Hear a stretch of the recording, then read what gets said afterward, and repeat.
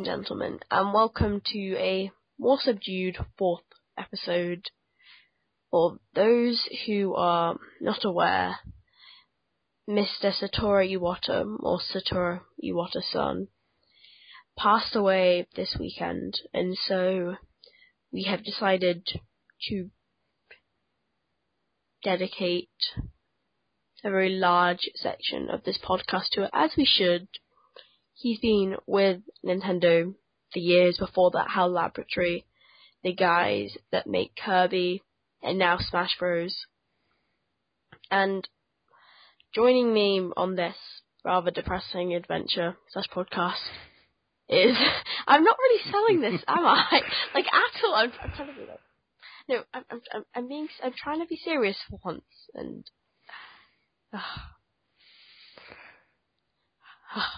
just here's Aaron Doby. Hello, everyone. Hello. You've lost your bad nickname for this podcast, and you'd be grateful.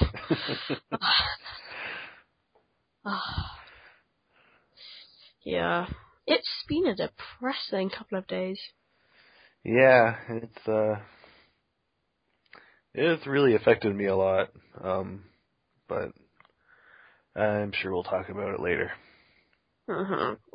What we're going to do is the usual. Well, we're only 4 episodes in. Do we have a usual structure? Well, usual is what we make of it.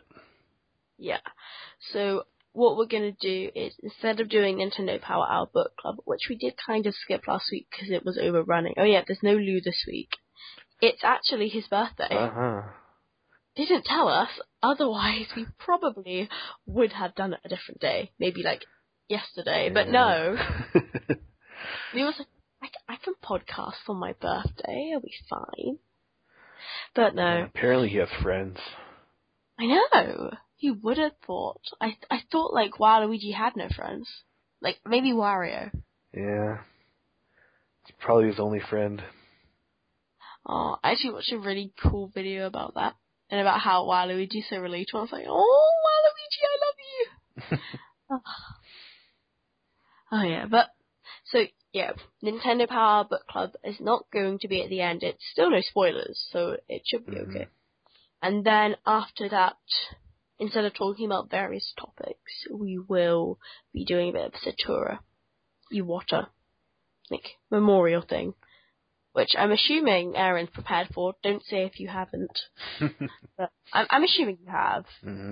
Like, by the time this is up, middle of Nowhere Gaming are doing a little memorial thing, like, piece. So yeah. I'm assuming you wrote something there. I did. I still need to write mine, but I know what I'm going to say. Which should be fine. I can share it here. But yeah, so before all this, Aaron? Is it Aaron? I have no idea. Aaron, what have you been playing this week? Alright, so this week I've still been playing Fire Emblem If, but we've talked about that the past couple weeks.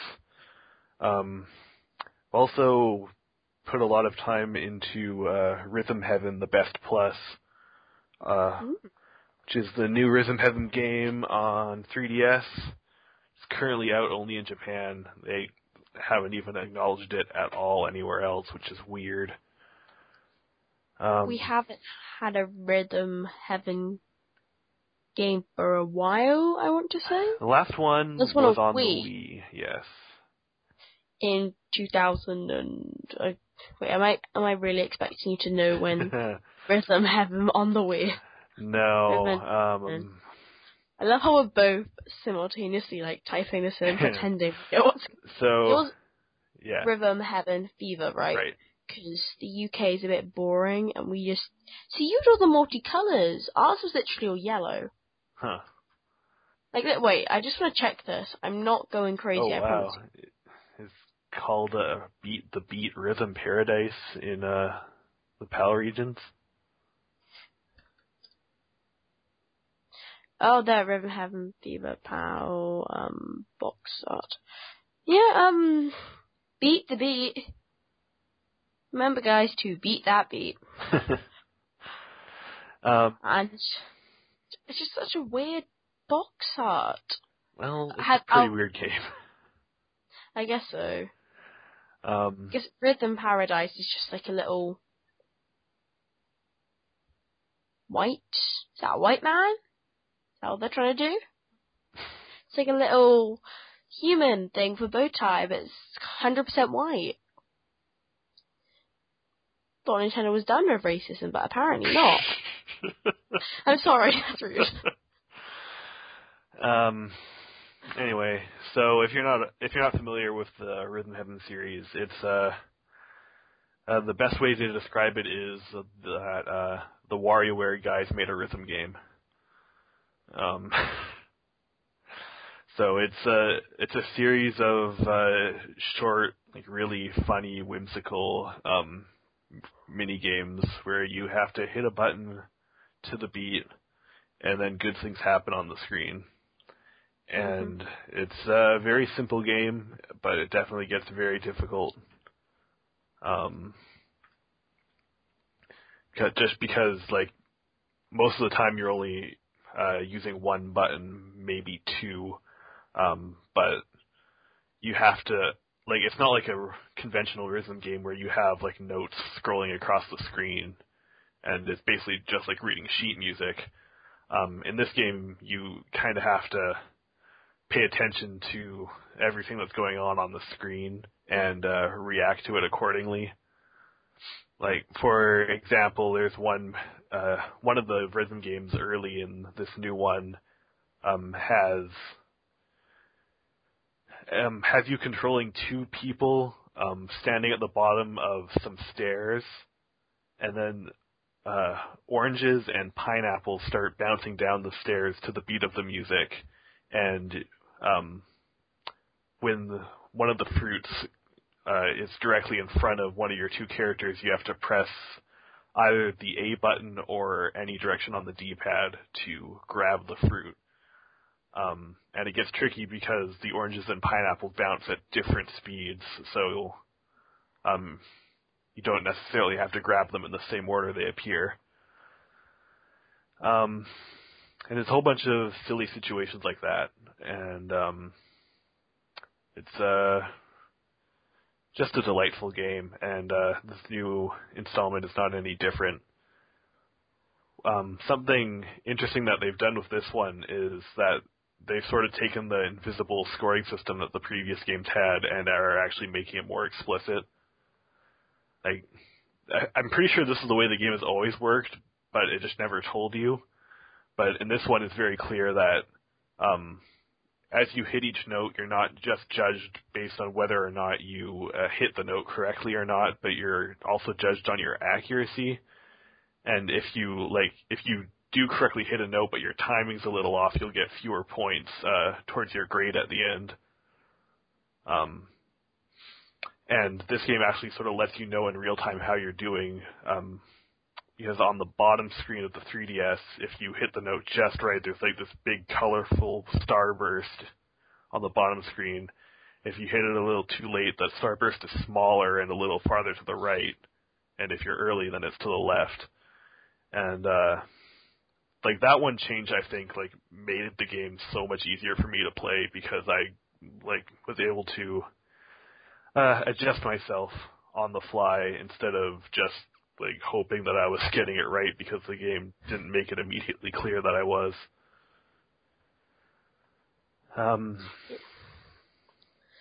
That sounds really cool. I wish I could think, yeah, Rhythm Heaven, there were ducks and tappy stuff. But yeah, as you can tell, I'm not exactly a rhythm game expert. I trip over as I probably walk to this computer.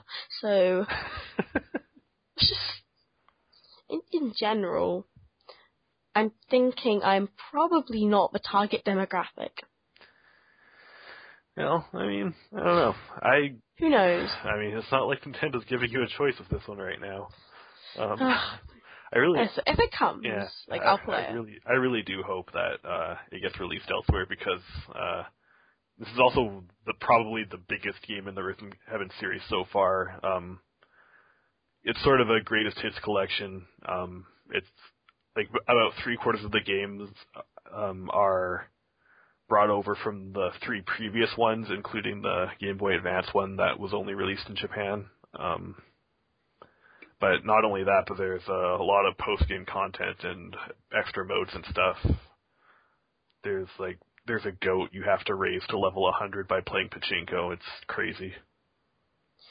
Pachinko, that's the one where the little disc thing goes down. There's like all the nails on the board. Yeah.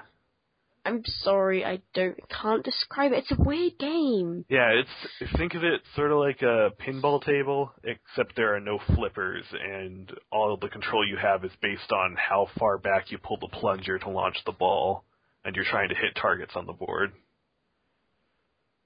Oh, I'm thinking wait, no, what am I thinking is pachinko? See, is pachinko in America? Is this just me being an idiot? I mean, it's a Japanese game. I was about to say. Like, what are you thinking of? It's that game. Oh, it's that one. See, it's because you had like the ball and you pull it back. That confused me. I know what you're talking about. I was just thinking like a classic pachinko thing. Just, if you're listening to this, Google classic pachinko on another tab on your browser. Who knows, eventually this will get on mobile. Eventually. But no. I've heard some mixed things. I remember I heard someone who was really into Japan, like, slag the game off completely. And about how boring it was, but... Yeah, I mean, I'm not sure I would spend much time just playing pachinko in a pachinko parlor. I'd certainly like to try, but... I think it'd be an experience, yeah, but... I'm not sure that I would get as addicted to it as some people do. No, it's meant to be really, really popular. Well, my week, I finished up Yoshi's Woolly World. Mm-hmm. Like, I'm nearly finished writing a review update, because the old episode has gone up, and the review is not. I just needed some final time. I finally beat it. It took forever. Mm-hmm. It took forever, because I could have just sped through the levels and not gone for any collectibles, but that's not me. So then I spent like 2-3 times the amount of time, because I had to go collect the collectibles, then getting the collectibles I died, then to restart, but my opinion's gone up. I think when I looked back at what I said, I realised I was quite harsh on what I said. But it's a pretty good game. Also, the other day, because we were talking about Fire Emblem, I was like, let's restart Awakening. Uh-oh. Let's do this. So, that's what happened. I'm on chapter 11. I am barely anywhere.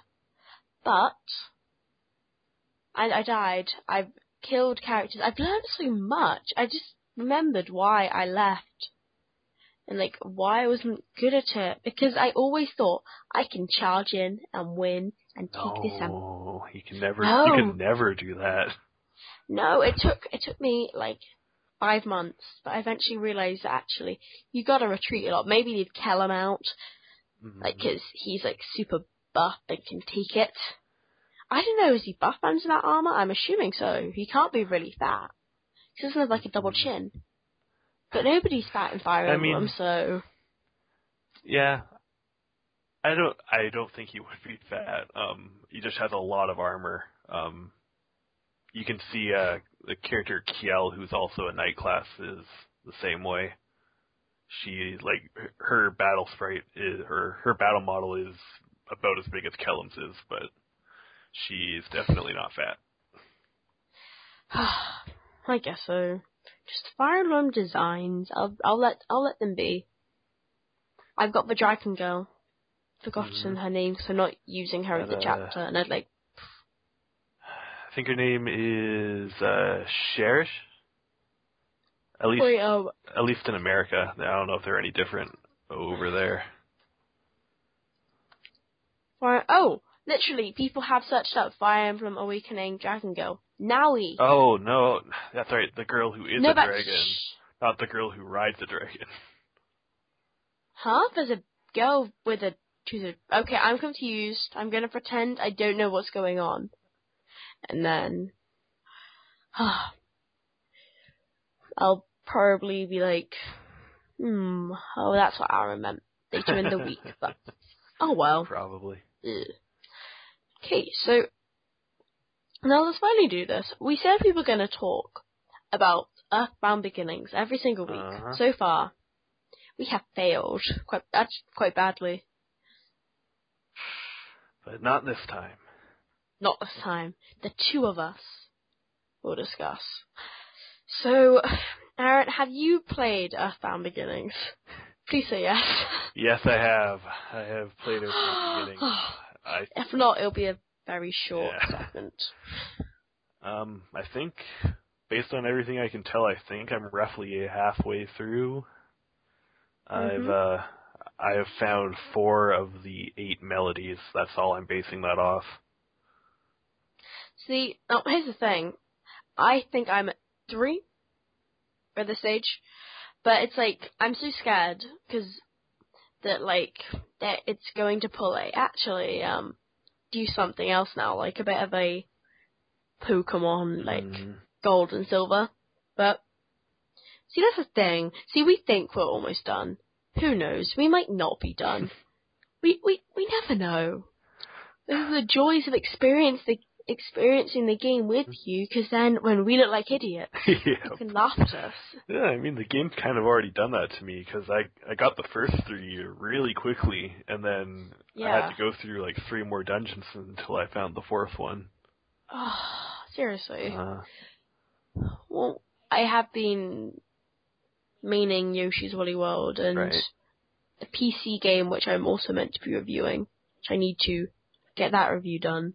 So hopefully I'm going to crack on this week, and then I'll dedicate all weekend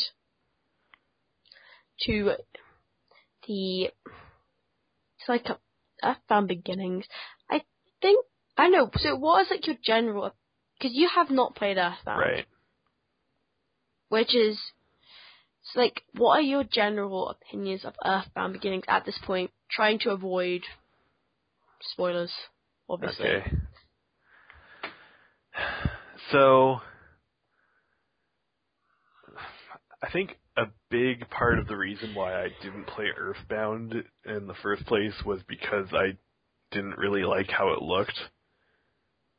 And I kind of feel the same way about this one. It's it has its moments that I really liked. There's one scene where you're on the roof of a school and you can see this mountain range in the background, and that looked really nice. I was really impressed by that. But for most of the game, it's in an isometric perspective, right? Sort of. I think so. Yeah, sort of everything's at a 30-degree angle, but all the character sprites they move and walk in 4 directions, north, south, east, west, and that is so jarring to me. It's just really hard for me to wrap my mind around the space sometimes. That is actually quite confusing, because you think you can go somewhere, and then the top of the building won't let you. I'm thinking more of Earthbound in that case, but I'm assuming it can happen in Earthbound Beginnings, because I've just become accustomed to trying to avoid buildings when moving around. I mean, that's not that unusual. I'm pretty sure every JRPG from around this time didn't let you walk behind buildings. I know, but just having to be stopped in your tracks, when you can see, no, because when there's a bit in Earthbound, sorry, but when you reach the first town, you have the library. Anyone who's played Earthbound will know what I mean. You're going towards On It, or One, with 2 T's at the end, On It. And the names, and I'm disappointed by the Earthbound Beginning names, aside from the ones which are also in Earthbound. Because the Earthbound games were so good, they named all their towns, One It, Tucson. Right. But, I don't know. 3 Side. No, is it 4 Side? It's 4 Side, I know that. And then there's 3. It's 3 something, but I don't know. I definitely got a chuckle when I first saw the name of the town, Spookan. like, I can just imagine it's so much fun naming these places. Mm-hmm. I can imagine that. Just them, like, laughing to themselves. But, or who knows, maybe localization just put them in. I'm assuming not. Yeah. It's kind of interesting. This is something I thought about, that we have this game, Earthbound, that was localized and never released until now.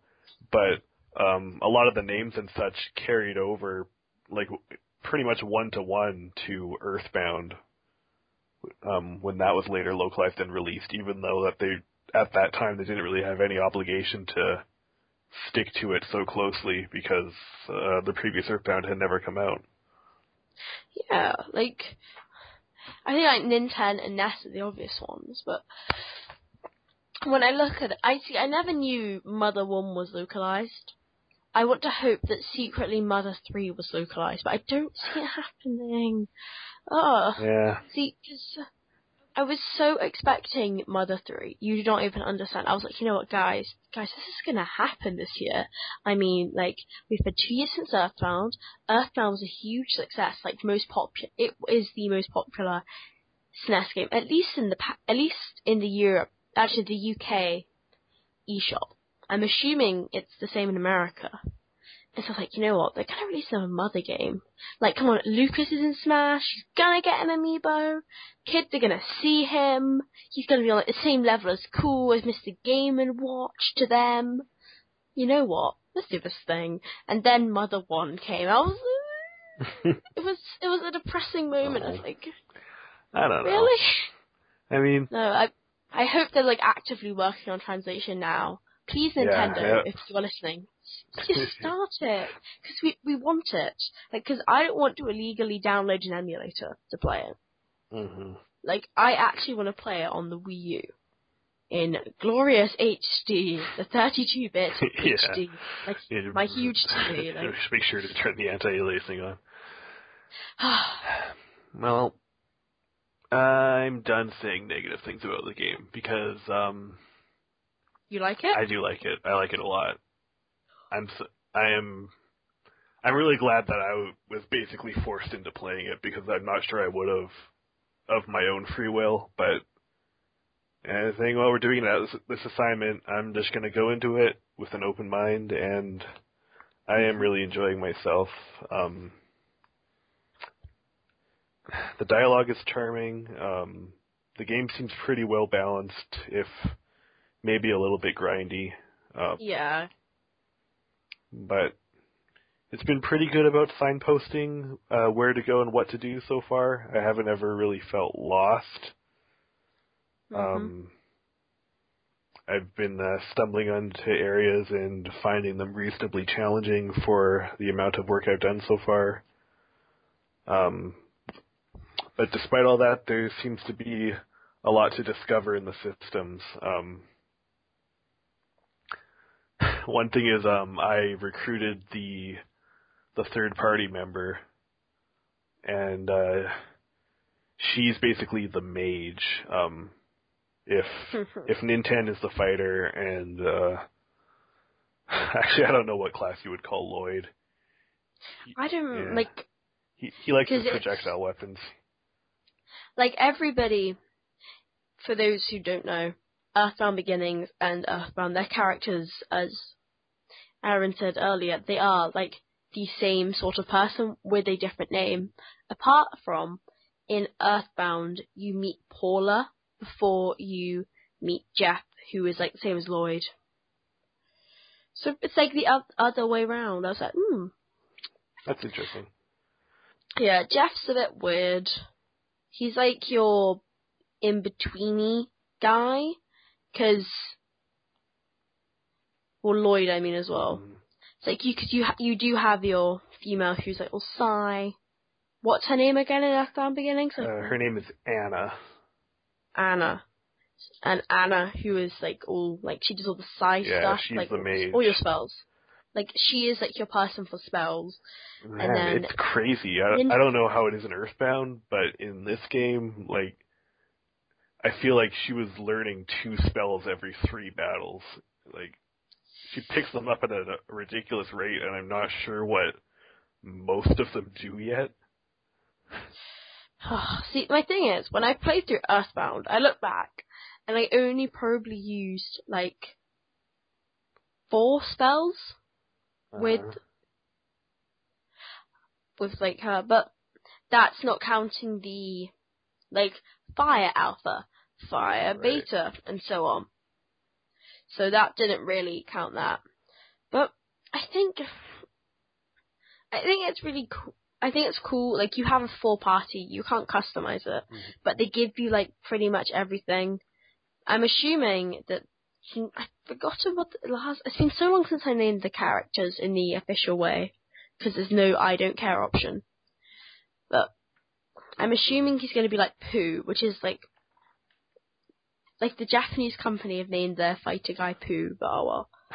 But they were probably trying to do the American perception or something. But like in Earthbound, he was like I can hear you typing.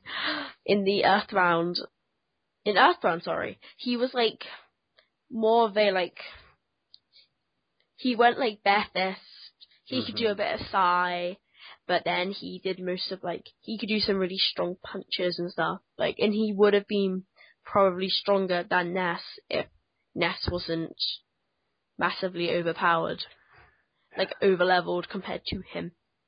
But Earthbound Beginnings, it's good. I've heard lots of people talking about how they hate the grinding. I've heard that's a very common complaint. It's not a bit too much grinding to a lot of people. In fact, because did you know when they like illegally localized it on a ROM and an emulator, they called it Earthbound 0. Which actually it wasn't community localized, it was Nintendo's localization. But then they also had one, I believe, called Earthbound Easy, I want to say. I just want to double check the name. Earthbound Easy? Earthbound Easy. Yeah, it's an easy patch, and so you get double the experience, and I think you have a run button, which is like, I think lots of people, like, when they played that, they enjoyed it more. I mean, there's a run button in this game. Yeah, they added that into this Earthbound Beginnings. Okay. And I'm assuming it works the same. I haven't actually checked this, but in the easy patch, what it was that it just ran the game at twice the speed. Yeah, that's the same as it is in this one, because when you hold the run button, all the NPCs speed up as well. Nintendo messing around with emulation now, like, speeding it up. Saved states. Next we're gonna have cheat codes. Well, I mean, hell, they wrote this emulator themselves, so they can do what they want. Now what was one more thing? So, one thing I do want to ask you about, because we're trying to avoid story, and to me, that's like, it's like a great thing about an Earthbound game. What would you say is like your favorite place that you visited so far? Well, I feel like this is the obvious answer, but I think it's Magicant. Oh yeah. It's a really nice looking place. I love the music. I love the cats. It's just very silly. There's a guy that mimics your dad, and you use him to save the game while you're there.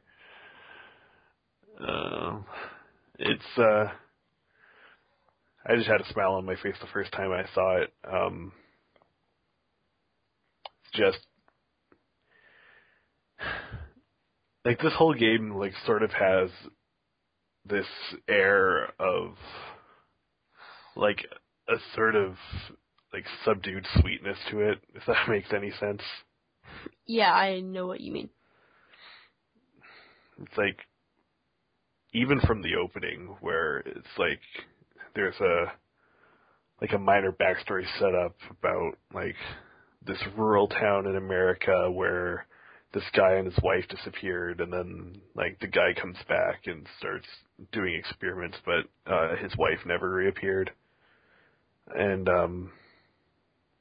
just like sort of like that sentiment and the feelings that that kind of thing evokes are like really in everything about the game. And I think like showing up in Magicant for the first time sort of like I felt that really strongly there, like that whole feeling of like just talking to the people, like they're saying things that like are funny. Like I've heard that there's this guy that everyone forgot, but I can't remember who it is, which is silly, but it sort of feels kind of sad. And I don't know, like, have you got through Magicant yet? No. I think I'm almost there-ish. Like, I need to play a bit more of it because I have fallen behind because of other stuff. You'll catch up to me because I'm not going to be able to play it very much because I'll be reviewing a game this week.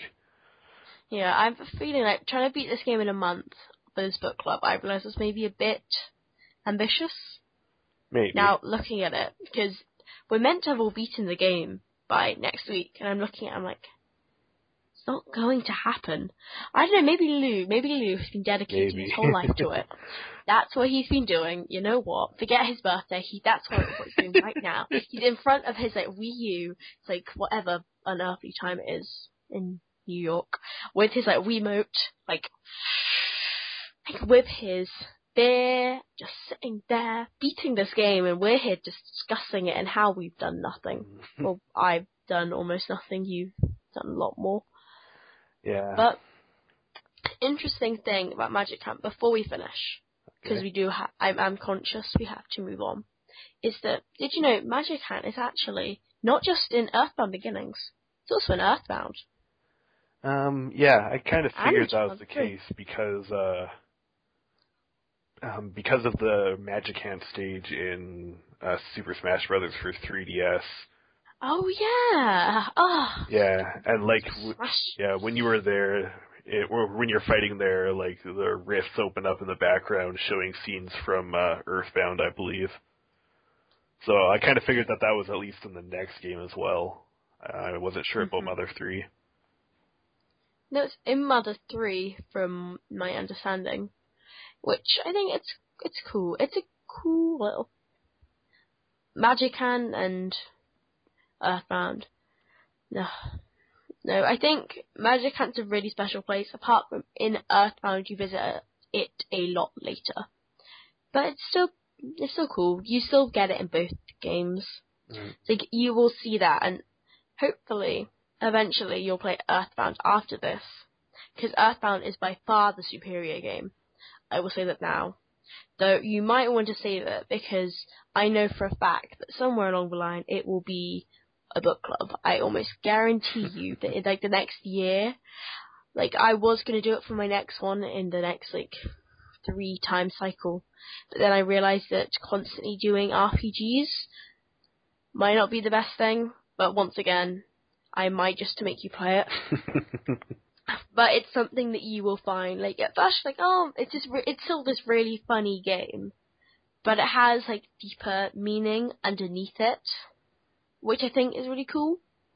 Like, it's funny, and you'll smile, but eventually you have, like, that light bulb moment where you're like, oh, you know, there's something more happening. It's not just riffs on RPG tropes. I think that's probably why so many people love the Mother series, and also because it's a Western world. So it always seems more special. Like, you don't have to worry about dragons. And, like, in, like, every RPG, it's like, there's a dragon. There's an elemental archfiend. There's a sorcerer. But, you know... Yeah, in this game, you have to fight off rabid cars. You have to fight a hippie. Like, I thought hippies were peaceful. Apparently not. Oh, and Dave the farmer. Is it Dave? It's a Wally. Wally. Yeah. That's another thing that I find really charming about this game is how, like, the different types of enemies have different, like, battle messages. Oh, like, yeah. it's not just like, the hippie was defeated, but it's like, oh, the hippie came back to his senses. So it's like, it's implied that he was just crazy and you knocked some sense back into him. Now, I'm assuming this is true so far, but as far as I know, no one ever says that the person...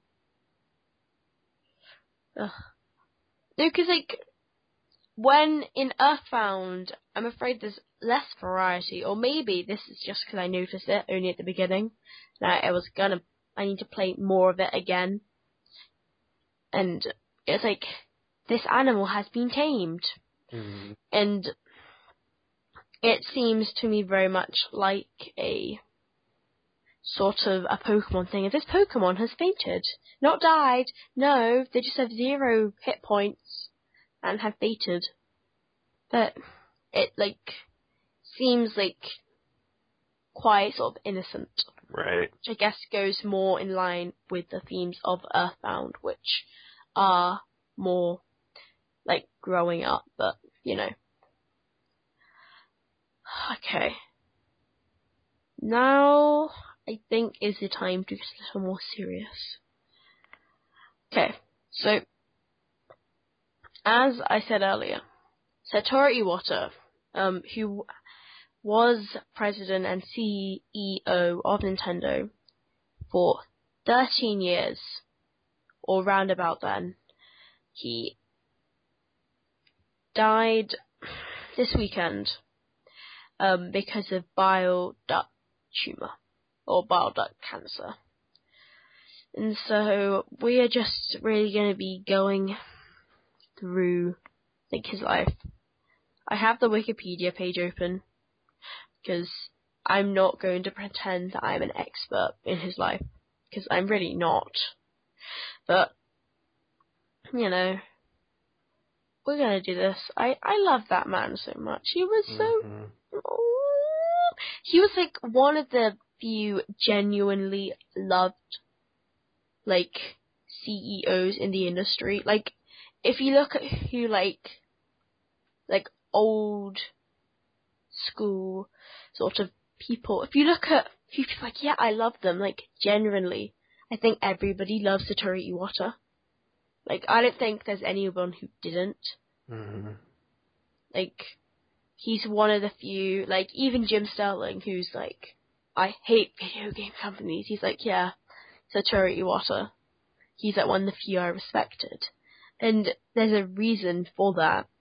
He was like, he wasn't just like he wasn't just like someone who'd been working, I don't know, who'd been CEO of McDonald's and decided they wanted to do video games. Yeah, he came from the creative side.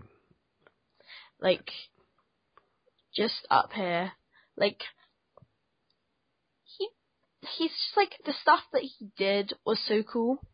That it's like, he was really talented. Like, he was a really talented programmer, which I think a lot of people don't realize, is that he was a pretty talented video game developer. Yeah, like, he was good. Seriously.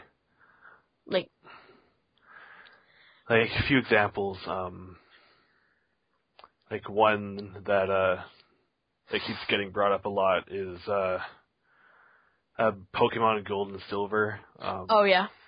Yeah, so Game Freak was like still relatively unexperienced with programming, and what they wanted to do is they wanted to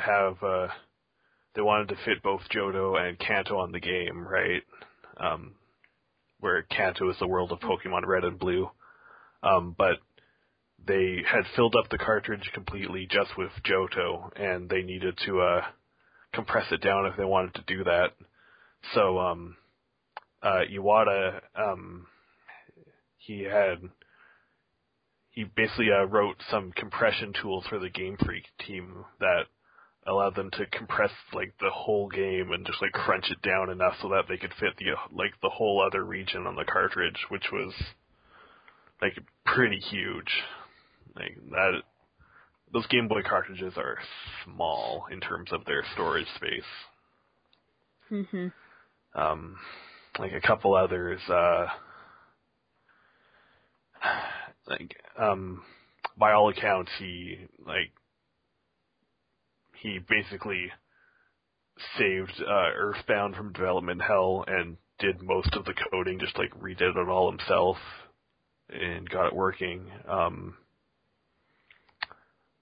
When Super Smash Bros. Melee was in development, they were thinking that they were going to have to delay it because it was still really, really buggy and the release date was coming up.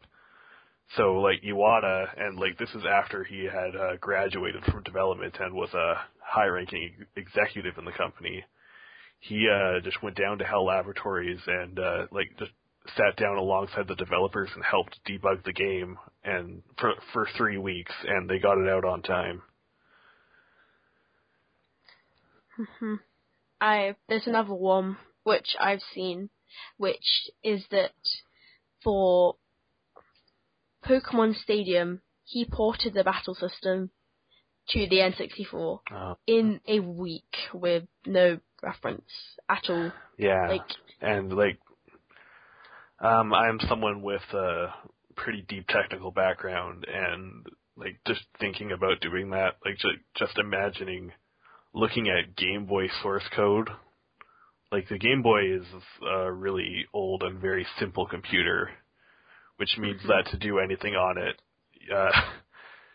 it takes quite a bit of doing. Yeah, I can imagine it's quite complicated. Also, he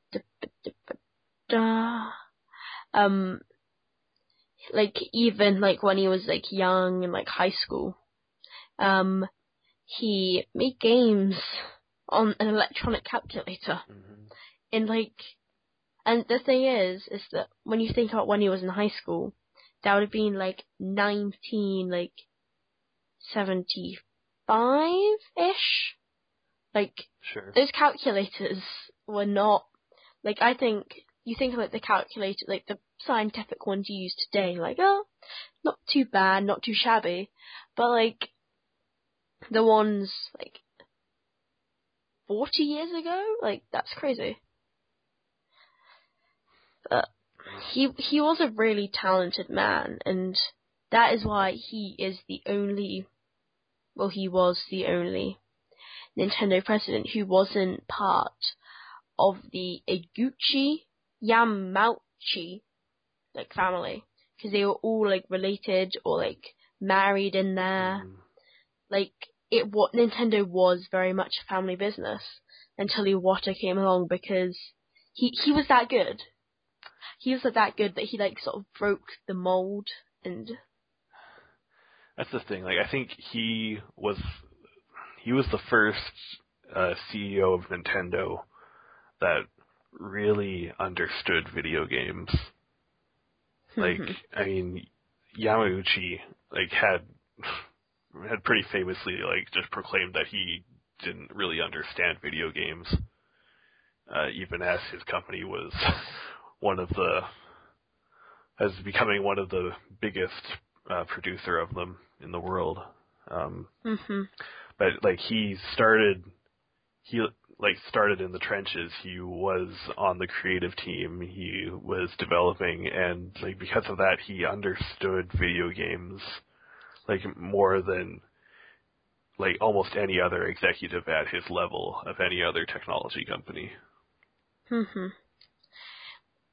I think it was really that understanding, which I think the fact that he was a gamer at his core in the least corny way possible is what I think made so many people relate to him. And that, he I can see why Nintendo okay, you know what, you do this, because when Iwata was hired in 2002, Nintendo weren't doing that well. GameCube had launched. GameCube wasn't being as big. Nintendo was seeing decrease in numbers. Like GBA was out.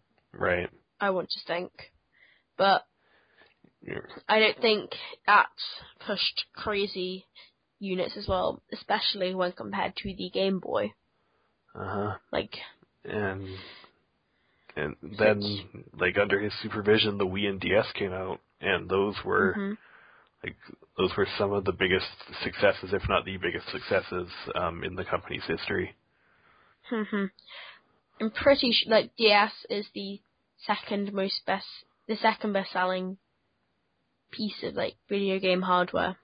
Like because I guess it's a console, but it's second only to the PlayStation 2, right? Which sold abnormal amounts. PlayStation 2 did something like, because DS did something like 151 million or something. It's like it's like something just a bit over. PS2, I want to make sure I get this number right. Yeah, 155, I believe. It's like, wait, DS did sell 150. I'm not being weird and mistaken, am I? I am not sure of the number. Or was it just under? DS sold 154.01 million as of 2014. And apparently the PS2 sold 155. I'm sure that must be like... I was sure that was more. Maybe Wikipedia is not working today. Maybe Wikipedia actually made a mistake. Oh well. But either way, it's still second. But it's huge. Like, I don't think many people understood, like the huge impact of the DS and like Wii era. They just see it as like a bit of a sales spike, but it was huge. Like if it was not for the Wii and DS, I would probably not be here. Because like literally, I remember like you would like go to like, this is when I make everyone feel old. I'm sorry, and I make myself feel like a little baby. But like I remember you like go to school and like, 'cause you like you hear all the stories like America, like, oh yeah, everyone brought their Game Boys in. Yeah, schools banned DS's for a reason in the UK. Like literally, they banned them. You could not bring that in. If you brought that in, I know a friend who brought theirs in, and they decided to play Pokemon on the toilet, like during class, because like if you would not, like, you could sneak your DS in, but it was like you can't, like if the teachers see you, you're dead. You could say goodbye to that DS. So there she's just playing Pokemon, like on the toilet, and the teacher comes in, like, Ellie, are you in there? She's just there like, and then the person next to her is also playing Pokemon, and they're battling at them. So they're just there like, it's like, wow. It's like every single school trip though, it's like the one time you could bring it in, at like the end of the year, where you can like bring in a toy, and everyone, they're gonna bring in board games, they'll bring in like Monopoly and Scrabble, but no, we brought in our DS's, and we just played, like literally Mario versus Luigi in New Super Mario Bros. I remember playing so much of that, because like Mario Kart DS is also a big one, because you could do download play, so right. everyone could play it. As Shy Guy. As Shy Guy, they were demoted, but I don't think anybody really cared. Animal Crossing was really big as well, though I never ever got into Animal Crossing. But just so much of my childhood is the DS. Like, I remember, because like, it took a while to catch on. At least, maybe it just took a while to catch on to, like, my generation of young little kids.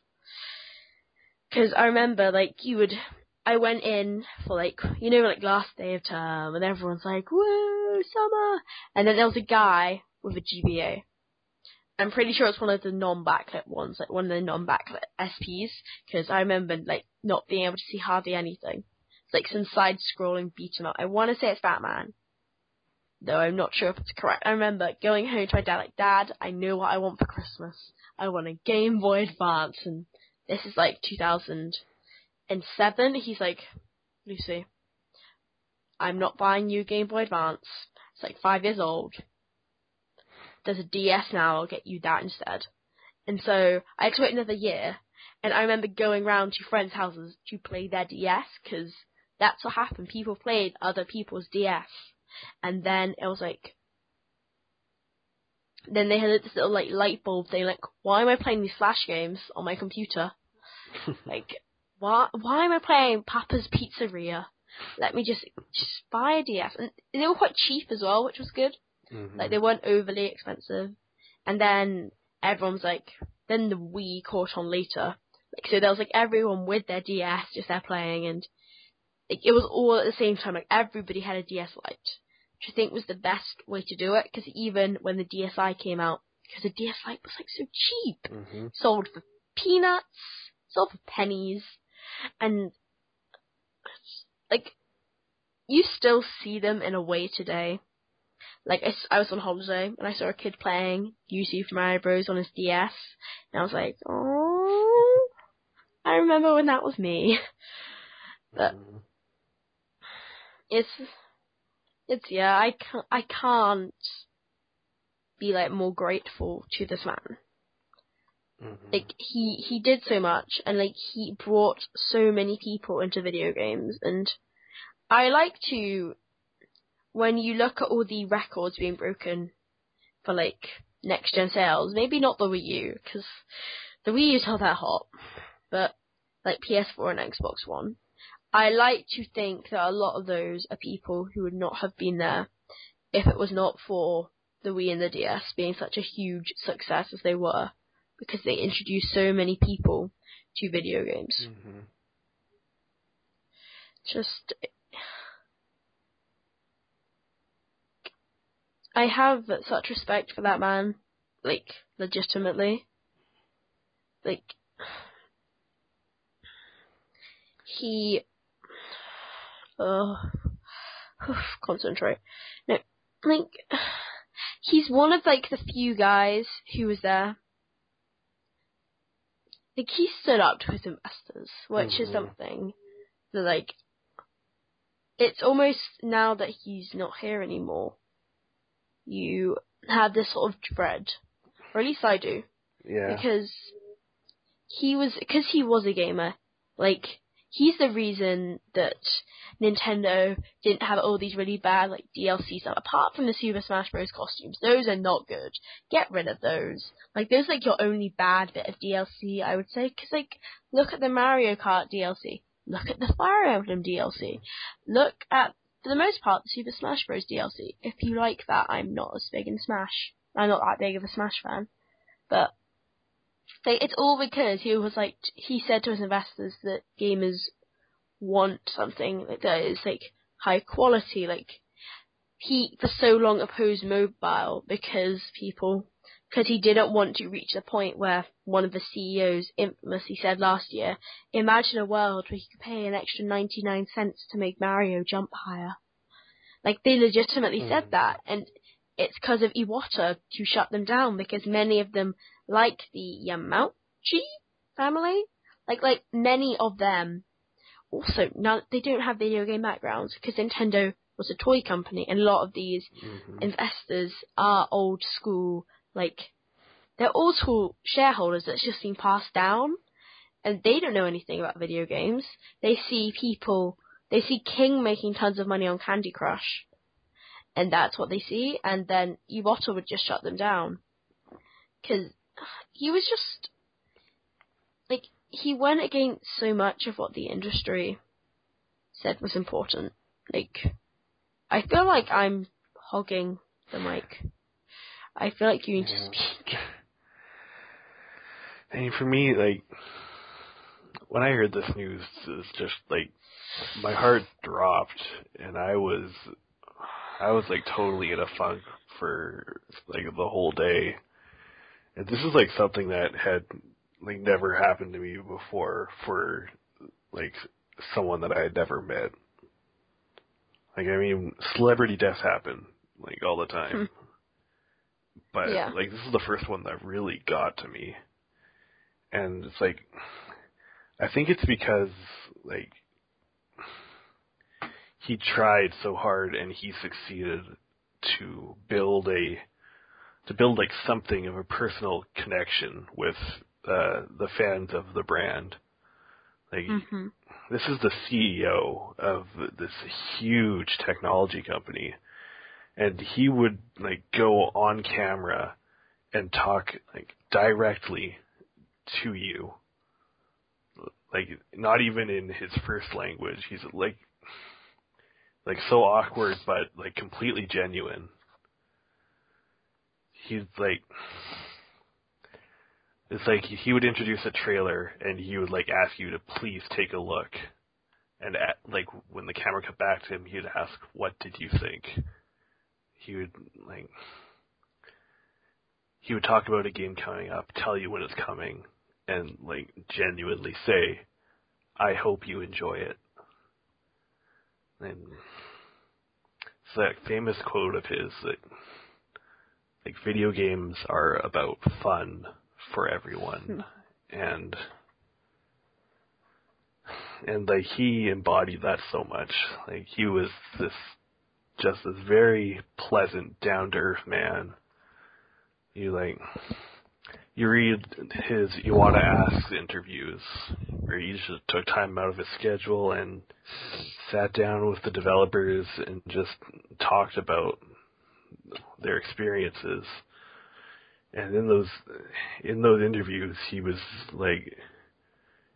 just really smart, really witty. Like he was laughing so much that his laughter became a meme. Like it's just a huge loss, and it really got to me. It's just he's one of the few like great echo. But I need to find this because I want to make sure I say this correctly. And I'm not sure whether I want to 100% quote it, but I remember well, for those who don't know, the video game industry as a whole, it's if you want a stable career, you don't go work in it. People, unless you work at somewhere like Naughty Dog, chances are you will get laid off, and then as the game is finished, you'll get laid off, and then you'll go work for another studio and you'll make a game, and then you'll get laid off, unless you were the creative mind behind it. A lot of they're still really valuable because once again, so there's people who make video games, even that person that makes a tree in Assassin's Creed, you make that tree 100 times better than I could. So you know what? Keep doing what you're doing.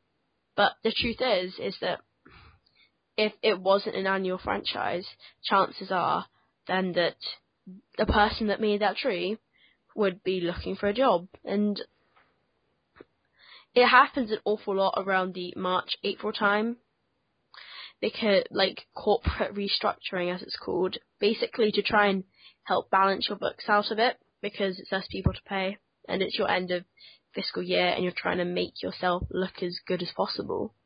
But I remember Iwata saying, and I think I'm going to quote it, and it's long, so I apologize, but he says, well, if we reduce the number of employees for better short-term financial results, however, employee morale will decrease, and I sincerely doubt employees who fear that they may be laid off will be able to develop software titles that could impress people around the world.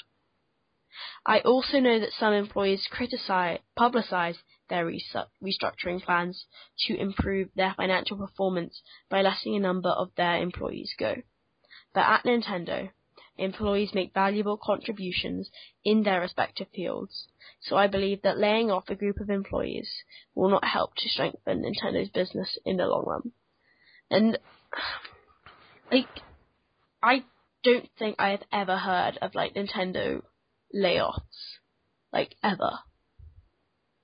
Like, I might be mistaken, and maybe it's happened a lot before I started following the industry, but, like, if you look at right now, like, yes, it's a lot better than it was, but we're, like, recovering from, like, huge, like, financial crises, and he's like, yeah, well, we're not, like, maybe if they did lay off tons of people, their finances might look better, or restructure.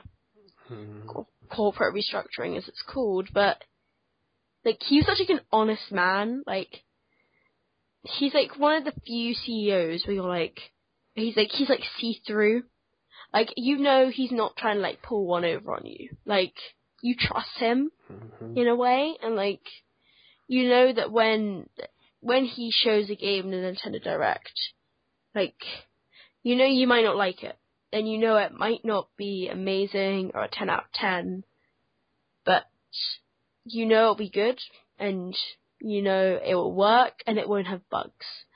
And I think that's sort of ideology and sort of, like, what's become attached to Nintendo as a video game publisher, especially over the last year, with all of the broken games that came out, about how actually Nintendo do care so much about quality. They'll make sure something works before it comes out, and you can trust them. They're going to give you a working product. Chances are it's going to be a great game, especially if it's had one of their key, like, designers on it, like Miyamoto, like Iguchi. No, it is Iguchi. Yeah. Like Enuma. I get confused with Japanese names. They all sort of meld together. But I think it's sad that has had to not be a standard in this industry anymore, that everybody holds. But I think it is great, at least, that Nintendo is that company, and that is because of Iwata. Like, he is, like, a game developer. Like if a game's not running, he'll know. Like, he'll just look at it and he'll be like, guys, this is not good enough. I can see this is not done. Go back. And he's amazing, and I guess he has been ill for a while. Like in 2014, E3, I remember it being said that he wasn't going to be there, I think. And he wasn't there this year. But I think a lot of us are just like, oh, Iwata's ill again. Hope you get well, Iwata. Maybe a quick tweet. But I don't think any of us actually realised, because they didn't publicise it. They didn't publicise that he had cancer. And one really sad thing, which I saw on Twitter the day that he passed away, was that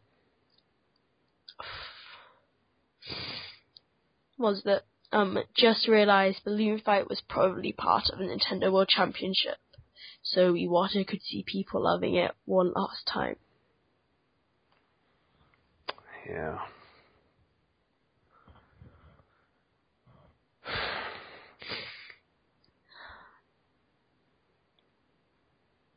It's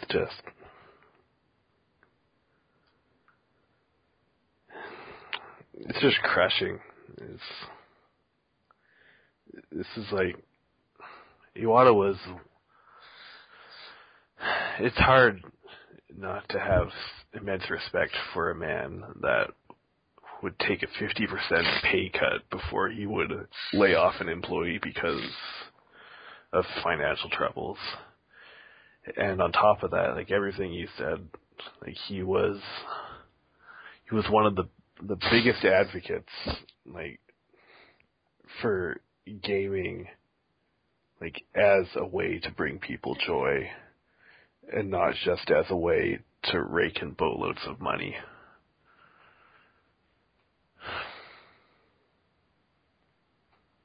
It's like this loss is going to be felt for a long time.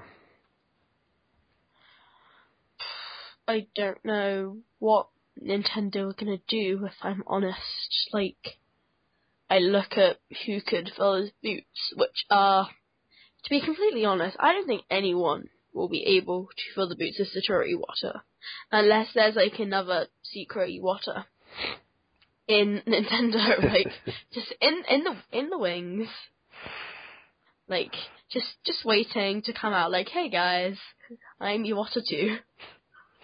Like, wait, no, I wanna, cause.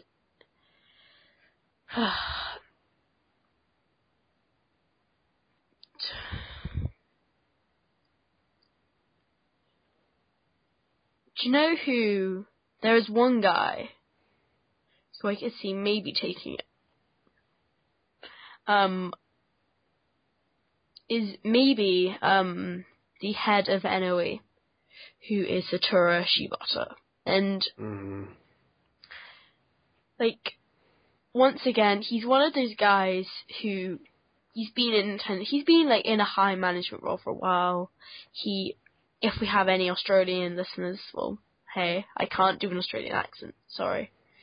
But he used to be president of Nintendo Australia. He's now Nintendo Europe. I like to think that he's made a lot of good business decisions, especially when compared to Reggie. No offense, Reggie. But a lot of the time, like, my only complaint with like being in Europe compared to America as a Nintendo fan is that sometimes America gets games first, so that is understandable, and sometimes we get games first, which it's fair enough. Mm-hmm. But like, I think you see a lot of Americans like complaining about stuff that's going on in America that we don't have as much of a problem in Europe. We have a lot better. Like, things are much better stocked. The right companies are given the right amount of stock, which I think is quite good. We have our own Nintendo Online store, though that is not actually, I think, Nintendo. It's like a third party, but they got a deal. We don't have nearly as many amiibo issues until you guys started ordering on Amazon, which got awful lot of them. Oh yeah, we had no argument with Amazon. No huge argument there. Never understood what was going on there. Were you guys like, oh, Amazon? I'm like, well, yeah, Amazon's amazing. Got my 3DS on there. It's like, how did you get a 3DS? And I'm like, I bought one. And I never understood. I think they made up now. Because Amazon US has an exclusive amiibo now. Oh, that's it. See, that's so stupid. And see, it's like, we don't have that. And I like to think that Shibata is also, like, very similar. I remember for Phoenix Wright, what he did, because Shibata, if you just Google, like, Satoru, he's the same first name. Yeah. Satoru Iwata, just, like, you just search his name, and then you will get me, and then Phoenix Wright above his email and his Twitter. You get Phoenix Wright, because what he did for Nintendo Direct for Phoenix Wright, he literally gelled his hair, like, full on, and did, like, a full-on objection, and it was the coolest moment, because you rarely see him. You don't usually get to see him that much, because you guys he doesn't get shown off a lot, because of the whole way it works. He's worn hats. He's a nice guy. Like, his English is not as good as Satoru Iwata's. Like, it's not. But the thing is that I feel like his heart is very much in a similar place. He is not a developer, which is a shame, and which is really sad. And for some reason, he loves to sit at his desks in Nintendo Direct. Who knows? Maybe it's a really comfy seat. I don't blame him, really. But I feel like he should definitely at least play a bigger part in the company. At least get more recognition. Like, he was not part of that Star Fox, like, thing at E3. Don't know why. Because who did they have? They had Reggie. They had Miyamoto, and they had, they had Iwata, and it's like, just please. I feel like he needs more recognition, and I hope that this at least gives him the opportunity to, because I feel like he's, aside from, unless Miyamoto became CEO, or like one of their chief designers. Yeah, Miyamoto is a name that keeps coming up for this. Mhm. I mean, I don't know, like, how much executive experience he has. And I'm not saying I don't think he does, I don't know. See, that's the thing. I think his heart is in designing games. And I think he probably is going to stay there. Though, I think he should definitely take some sort of management role, but I don't think at this point CEO is where you want, really. Like, Iwata was great. Like, he was a great programmer, he was a great designer. He was more of what I have gathered on the technical side. But if you look at Miyamoto, he is, if you're gonna call any like video game designer an artist, then Miyamoto, he is it. He is your Van Gogh. He is like your bigger. He is, I mean, his designs of Mario, like, pretty much saved this industry, at least in America, because it never screwed up in Europe. Though it would have eventually, I would imagine. Once again, I can see Shibata doing it. I can, because Reggie is... so many people get annoyed at Reggie, at least like non-Nintendo fans, for the whole thing that he is like... He's quite brash about what he says, and some of the things he does say don't add up, really. At least in my book. But I just don't, in a selfish way, I don't want to lose Shibata, because he's a great head of NOE. Like, I can't deny that. And he's run it really well, and I really hope we don't get like some idiot. But I really could see him becoming CEO. Oh. Any final closing thoughts before we finish?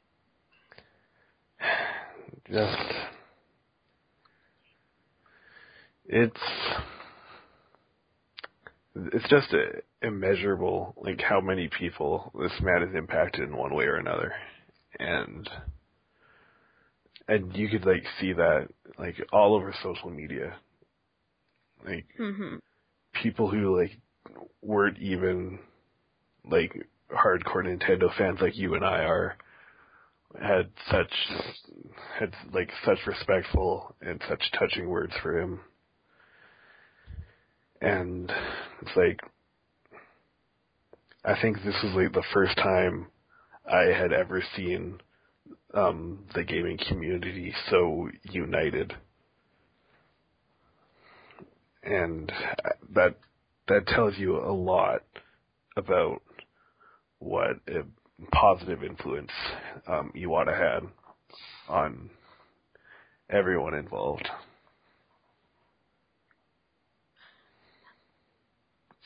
I think we're never going to have another Iwata. And it's a depressing thing to say, but those special people don't come around very often. And I hope that we do one day get another guy or girl who is very similarly minded to Iwata, because I think the video game industry needs more like him.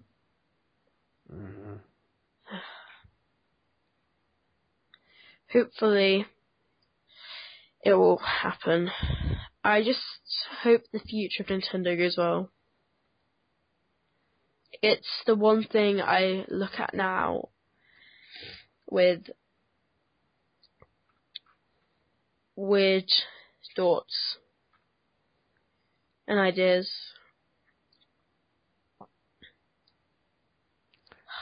I hope the NX as well.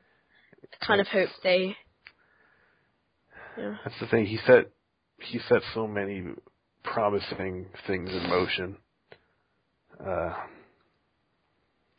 Like with the NX, the mobile deal with DNA, the Amiibo platform. I think Nintendo's going to get along, but it's not going to be the same. Mm-hmm.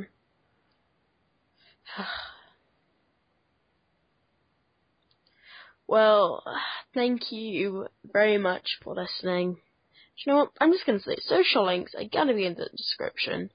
If you're watching this MP3 eventually, just search Middle Flower Gaming. It will come up. Like, I'm not really that much in the mood to list tons of things and plug stuff. Because there's so much. I have links just down there. If you would like to catch up with Aaron, you can find him at... I am at ArcRush, A-R-C Rush, on Twitter. And you can find me at BlueFox2000, the letters, not the numbers. Thank you so much for listening to this more depressing episode, at least at the end. It will be back to normal next week. Lou will be here, unless he has his birthday next week as well. You never know. Some people are special. It could be like the Queen. Queen has 2 birthdays, so can Lou. Yeah, like what's she got that he doesn't? Exactly. She's got like a little public one for everybody, then she's her own personal private. Nobody knows how old you are. It's great. But, yeah. Thank you again for listening, and we'll see you next week. Thanks, everyone. Monk. Mong.